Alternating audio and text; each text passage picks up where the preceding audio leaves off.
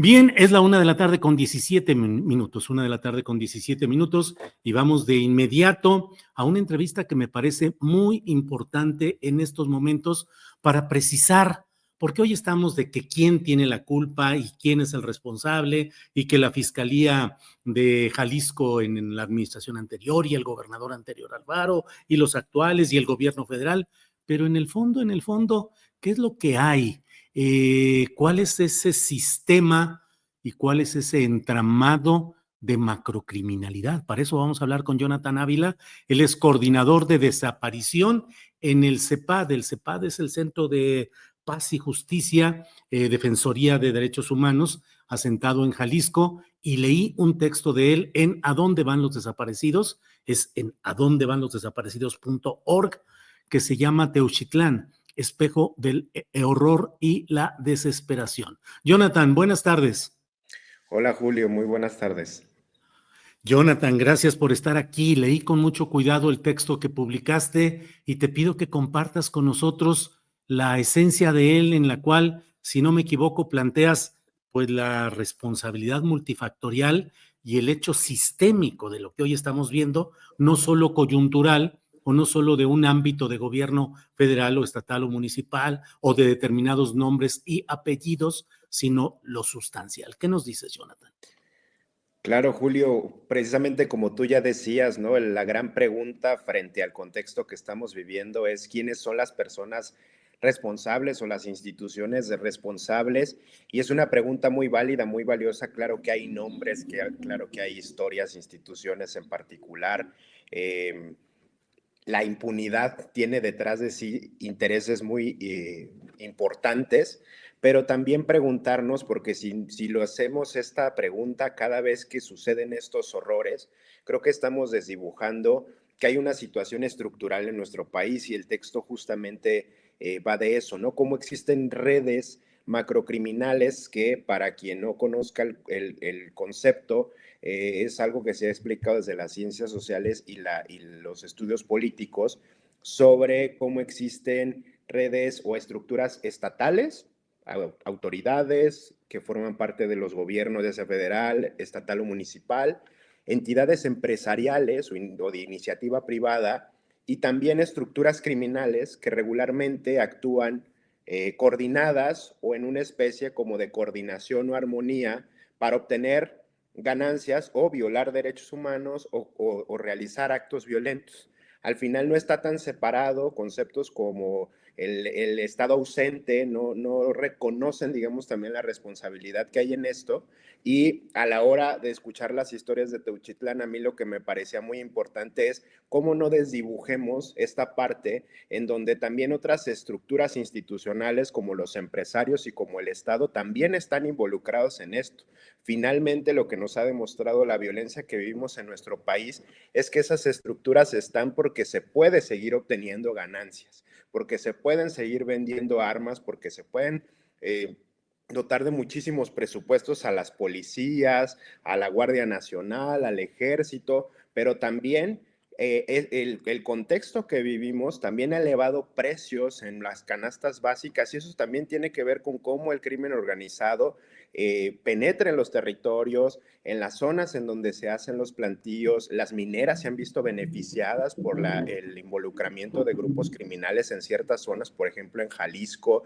Es decir, la extracción de ganancias también tiene un sentido y estas estructuras hay que verlas. No son nuevas. Incluso esa conexión profunda entre lo que vivimos ahora, la desaparición, y lo que ocurrió durante el periodo de contrainsurgencia no es tan amplio, no es una brecha tan enorme.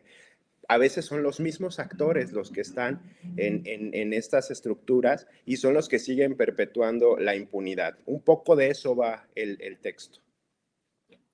Ahora, en lo que tú planteas, pues pones sobre la mesa un elemento que me parece muy importante, que es el del factor económico, porque con frecuencia la estereotipación, la manera estereotípica de referirse al crimen organizado, pues es el narcotraficante con cinturón piteado, con botas picudas, con camisa floreada, de preferencia con un estampado de hojas de marihuana. y pareciera que ahí nos quedamos y luego a veces pasamos a los políticos, pero no siempre vemos el impacto también, el impacto en las finanzas, positivo en las finanzas de estos empresarios. Me parece que es uno de los factores que solemos omitir, Jonathan.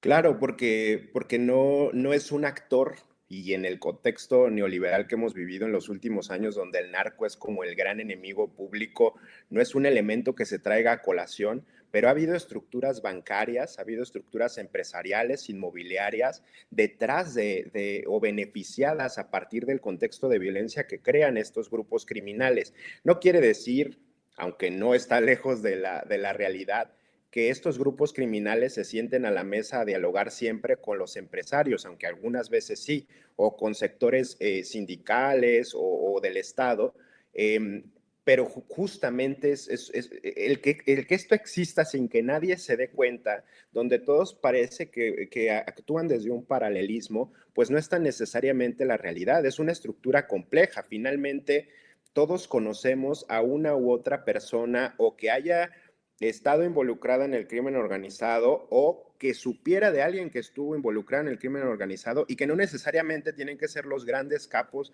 que se han nombrado a lo largo de la historia de la guerra contra el narcotráfico en México. Hay estructuras muy complejas en donde la mayoría son carne de cañón, son personas del día a día de estas colonias desiguales. ¿Y quién se beneficia de todo esto? Porque esas personas que están en estos grupos criminales no obtienen grandes ganancias, ¿no? Son los bancos, son algunas inmobiliarias, son empresas que logran, digamos, también beneficiarse del desplazamiento que ocasionan estos grupos criminales y que el Estado entra como un elemento armonizador de estas violencias porque es quien puede actuar o decidir no actuar cuando estos grupos criminales están operando en ciertos territorios. Entonces es una estructura también compleja donde precisamente el carácter económico tiene un gran sentido. Marx ya lo decía, yo lo cito en el texto, ¿no? Al finalmente la violencia es una gran potenciadora de la producción y de la economía. Ahora, Jonathan, en el caso específico de lo que ha detonado esta nueva oleada de conmoción y de críticas y de análisis de lo que ha sucedido específicamente en Teuchitlán, dices en alguna parte, eh, la respuesta institucional ha sido la misma: inacción, omisión y, en muchos casos, colusión.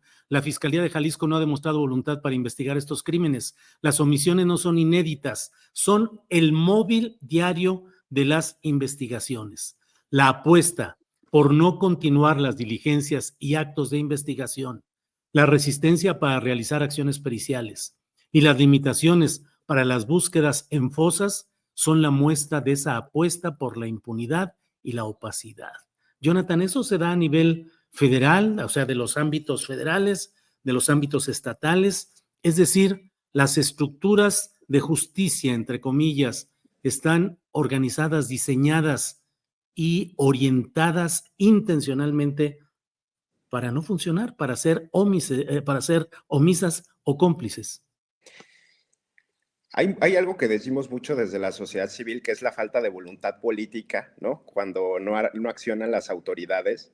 Y yo creo que la falta de voluntad política tiene tras de sí un montón digamos, de historia, una carga histórica que en este caso es muy evidente.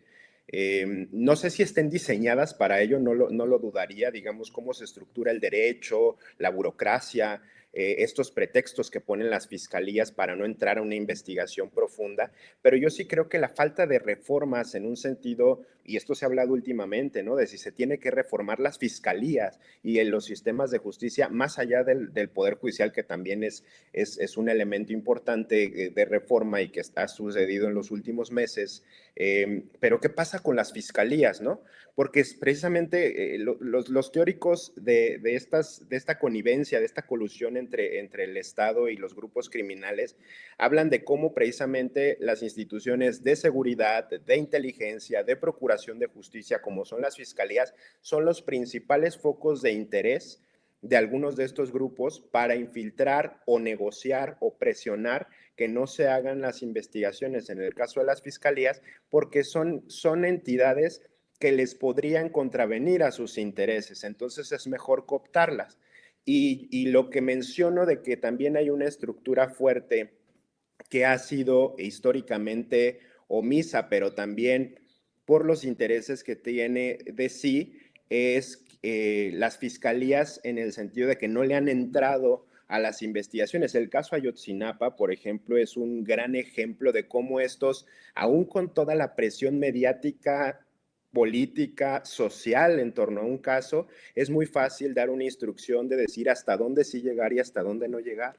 Y entonces, por todos los intereses que puede haber detrás, y son intereses muy, muy fuertes, políticos que vienen de años, que vienen de familias de muchos años, que vienen de políticos de muchos años, de empresarios y de grupos que se han tenido que aliar a lo largo de la historia y que como en México no hemos tenido procesos de justicia transicional, comisiones de la verdad que evidencien y desestructuren a estas redes de macrocriminalidad que siguen operando en nuestras instituciones, pues difícilmente va a poder haber una respuesta.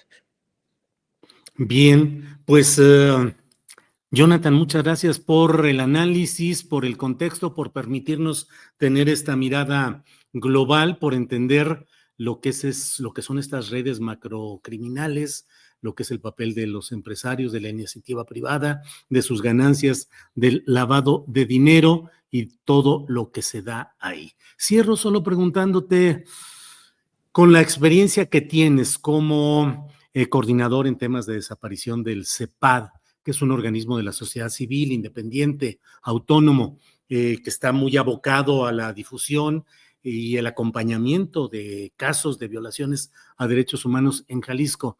Te pregunto, ¿crees que este caso Teuchitlán pueda significar un cambio notable en todo lo que hemos visto hasta ahora o que puede quedar entrampado en las tradicionales redes de la burocracia y del echarse la bolita unos políticos a otros?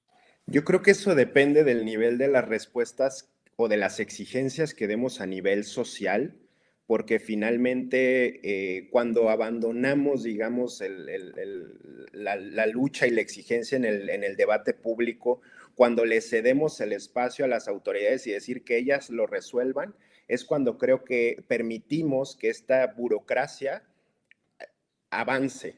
Entonces, a mí me parece muy esperanzador los llamados este fin de semana a movilizarse a lo largo de todo el país, incluso en algunos lugares del extranjero.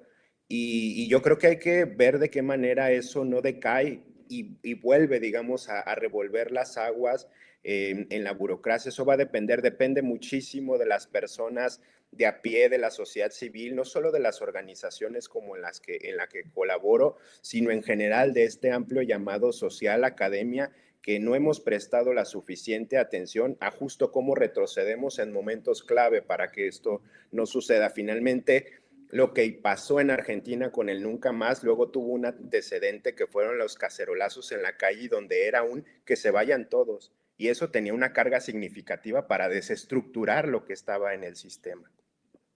Jonathan Ávila, coordinador de desaparición en el CEPAD, articulista en medios de Jalisco o particularmente el de A dónde van los desaparecidos y otros medios. Muchas gracias por estar aquí y veremos qué sucede, cómo evoluciona. Esperemos que en ámbito de verdad y de justicia lo que está pasando por allá. Gracias, Jonathan.